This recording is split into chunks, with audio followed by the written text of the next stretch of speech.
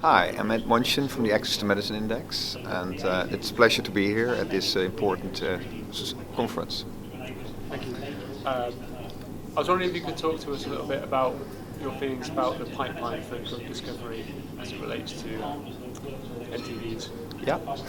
Well, we saw this morning that there's a lot in the pipeline, but there's also many challenges. As Index, we measure the pipelines ourselves. We just published something on TB where it's promising that there are now a few drugs in the pipeline, and the Johnson one is the most advanced one.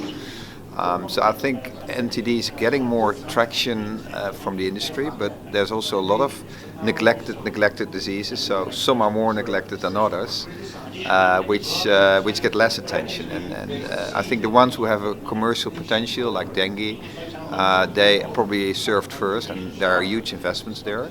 But there's also many real tropical diseases we don't get any pipeline at all. And do you feel like there's any place in the pipeline that's where there's a persistent gap across the board?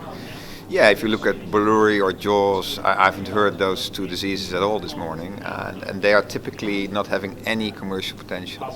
And of course, private foundations like the Bill and Melinda Gates Foundation and governments are stepping into that place. But what I found very disappointing is that the BRICS are not funding a lot while they have a real need for these diseases. So there's a big disparity between the local need and the funding from their end. And I've heard the term bandied about integrated versus network Yeah. Approaches Right. to drug development. I was wondering if you had any views on which was the best approach, or the advantages and disadvantages of these approaches. Yeah, I think they're both attractive. I think the partnerships, we used to have the era of the PDPs, and they have their pros and cons.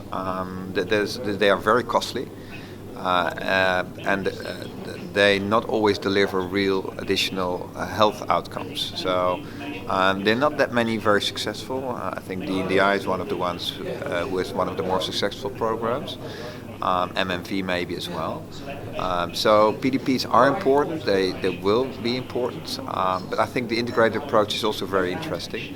And I think what for instance, Johnson & Johnson is doing now by having a real global health program where they really combine commercial people with researchers is a good example how to drive it internally as well. And I think they really go for these unmet needs as well. Right, that's great. Thanks very much. Welcome. Pleasure.